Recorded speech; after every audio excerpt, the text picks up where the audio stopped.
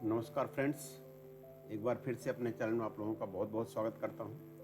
Friends, इस video में मैं ये नहीं बताने वाला हूं कि आपको क्यों स्टॉक मार्केट में इन्वेस्ट करना चाहिए, क्योंकि मैंने अपने बहुत सारे वीडियो में बताया है कि अगर आपको रियल गेन चाहिए, रियल गेन मीन्स आपको इन्फ्लेशन बीट करके रिटर्न चाहिए, तो आपको मार्केट में ही आना पड़ेगा। नहीं तो आप एफडी, पोस्ट ऑफिस ऐसे जगह इन्वेस्ट करेंगे तो जो इन्वेस्ट करेंगे रिटर्न आएगा आपका 6 to 7%, अप्रॉक्सीमेटली उतना ही इन्फ्लेशन है, तो आपका रियल गेन हो गया 0 या 1%, इतना ही हो गया। लेकिन अगर आपको एक्चुअल रियल गेन चाहिए तो आपको मार्केट में ही आना पड़ेगा, चाहे वो आप म्यूचुअल फंड के थ्रू इन्वेस्ट करिए, आपको नॉलेज है तो आप अपने डायरेक्ट स्टॉक मार्केट में इन्वेस्ट कर सकते हैं। लेकिन फ्रेंड्स, वही आदमी स्टॉक मार्केट से पैसा कमा सकता है जिसमें ये 3 कैरेक्टर हों। पहला, उसको नॉलेज हो, दूसरा डिसिप्लिन हो, और तीसरा उसमें पेशेंस हो। वही आदमी स्टॉक मार्केट से पैसा बना सकते हैं। नॉलेज नहीं है तो एडवाइज़र का एडवाइस लेके भी वो इन्वेस्ट कर सकता है, लेकिन पेशेंस और डिसिप्लिन तो होना ही चाहिए। तो फ्रेंड्स, अभी अगर आप 1 से 2 साल के बीच में मार्केट में आए होंगे तो आप देख रहे होंगे कि चाहे आप डायरेक्ट इन्वेस्ट किए हैं स्टॉक में या म्यूचुअल फंड के थ्रू, तो हो सकता है आपका पोर्टफोलियो निगेटिव हो। जो इसको देख के पेशेंस नहीं रख पाएगा और अपना पैसा विड्रा कर लेगा, वो तो पक्का लॉस बुक कर लिया, मैंने उसको तो लॉस हुआ ही। लेकिन जो आदमी पेशेंस के साथ इन्वेस्ट करता रहेगा कि मार्केट है नीचे जाएगा तो भी इन्वेस्ट करना है, और कंटिन्यूस इन्वेस्ट करता रहेगा, तो उसको पक्का रिटर्न बनना ही है।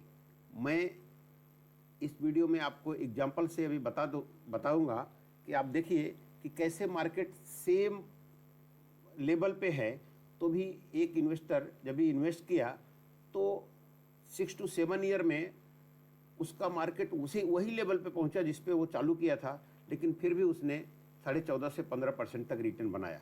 तो फ्रेंड्स, इसके लिए एक एग्जांपल से मैं आपको दिखाता हूं। अभी ये एसआईपी के साथ अगर आप बने हैं, म्यूचुअल फंड में एसआईपी कर रहे हैं, तो समझो 10,000 का ये इन्वेस्टर 10,000 का एसआईपी स्टार्ट किया, और ये 2000 में स्टार्ट किया अप्रैल में। लेकिन जैसे ही स्टार्ट किया वैसे ही मार्केट काफ़ी डाउन हो गया।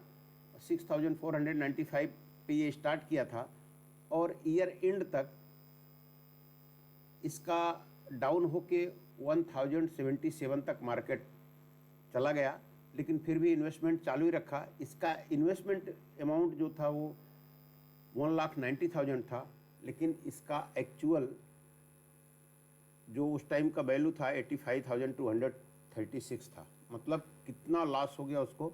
उसके हिसाब से अगर वो कंटिन्यूस ऐसा बना रहता है तो देखिए नेक्स्ट ईयर में भी मार्केट 1266 से लेके 1900 के बीच में ही अपना साइड वेज चलता रहा, और सेकंड ईयर भी इसको लॉस देखेंगे तो 14% का लॉस हुआ। इसका इन्वेस्टेड अमाउंट था 3.7 लाख और उसका वैल्यू रह गया था 2.32 लाख। नेक्स्ट ईयर देखते हैं।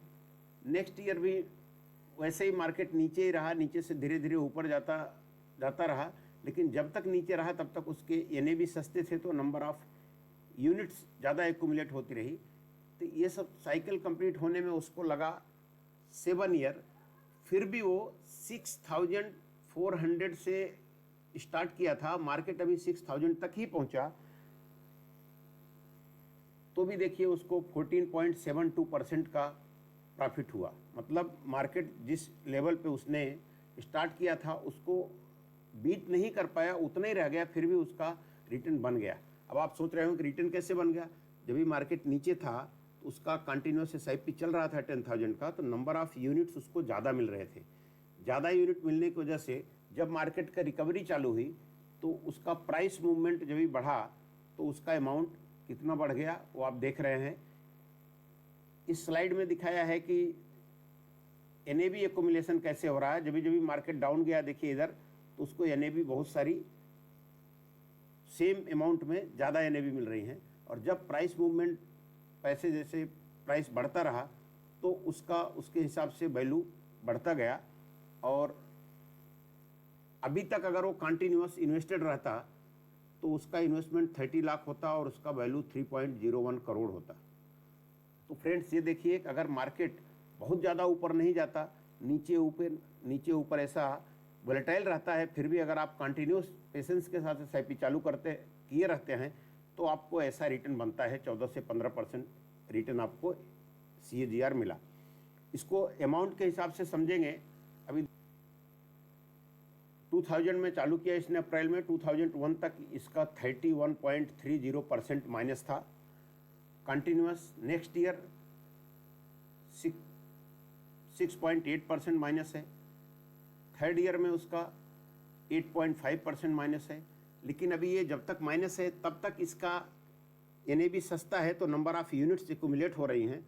अब जैसे जैसे फोर्थ ईयर में प्राइस मूवमेंट बढ़ रहा है, NAV का प्राइस बढ़ रहा है, वैसे ही देखिए फोर्थ ईयर आते आते इसका रिटर्न जो निगेटिव में था -8.54, वो निगेटिव कवर होकर 23.21% पॉजिटिव हो गया। ये होता है आपका SIP का बेनिफिट कि कंपाउंडिंग जैसे जैसे उसका सस्ती NAV एक्यूमुलेट हुई थी, जैसे उसका प्राइस मूवमेंट ऊपर गया, प्राइस बढ़ा, तो एकाएक उसका वैल्यू कितना पॉजिटिव हो गया, 23.21%। फिफ्थ ईयर में सेम SIP कंटिन्यू रखा 21.95%। ऐसे ही अभी 10th ईयर में उसका 22.36%। तो अभी उसका 10th ईयर का रिटर्न 22% पहुंच गया। अब ऐसे ही अगर वो आज तक SIP अपना कंटिन्यू करता तो उसका वैल्यू अभी चालू रखता तो उसका वैल्यू हो जाता 2,63,19,267। रिटर्न कितना आ रहा है, 14.73%। तो फ्रेंड्स ऐसे ही अगर आपको पेशेंस के साथ में मार्केट नीचे जाता है तो भी आप कंटिन्यू रखते हैं, और अगर आपको और रिटर्न चाहिए तो जब भी मार्केट नीचे जाता है उस टाइम आपको उसमें टॉपअप करेंगे तो और आपका रिटर्न बढ़ सकता है। लेकिन नहीं भी टॉपअप किया, आपने खाली कंटिन्यू कर तो भी आपका रिटर्न अच्छा खासा बन जाता है। इसलिए आपको इसके बारे में कुछ सोचना नहीं है, आपको पेशेंस के साथ में इन्वेस्ट करते रहना है। पैसा आपका बनेगा ही बनेगा लॉन्ग टर्म में। तो इसलिए फ्रेंड्स अभी जो टाइम है इसको आप अपॉर्चुनिटी ग्रैब करिए और अपना SIP स्टार्ट करके कंटिन्यूअस चालू रखिए। जब तक मार्केट नीचे रहता है तब तक आपका NAV सस्ता है और आपको ज़्यादा से ज़्यादा यूनिट मिलेगा। फ्रेंड्स लॉन्ग टर्म में मार्केट में पैसा बनता ही है। आप नहीं इन्वेस्ट कर रहे हैं लेकिन लोग तो इन्वेस्ट कर रहे हैं, लोग उसका बेनिफिट ले रहे हैं। 2020 में म्यूचुअल फंड का AUM था 30 लाख करोड़। आज म्यूचुअल फंड का AUM है 75 लाख करोड़, मतलब 2.5 गुना बढ़ गया 5 साल में। तो आप बेनिफिट नहीं ले पा रहे हैं लेकिन लोग तो उसका बेनिफिट ले रहे हैं। तो फ्रेंड्स आप भी अकाउंट ओपन करिए और अपना SIP चालू करिए और उसका बेनिफिट आप भी लीजिए, क्योंकि अभी 10 से 15 साल इंडिया का ग्रोथ अच्छे से होने वाला है, तो उसका बेनिफिट आप भी उसमें इन्वॉल्व होकर लीजिए। मैं इस टाइप का वीडियो बनाता रहता हूं, तो आप मेरे चैनल को सब्सक्राइब करिए, लाइक करिए और अपने फ्रेंड्स में शेयर भी करिए। कहीं भी आपको कुछ इस टाइप का डिफ़िकल्टी महसूस हो तो हमको कॉल करिए, जितना हो सकेगा मैं आपका हेल्प कर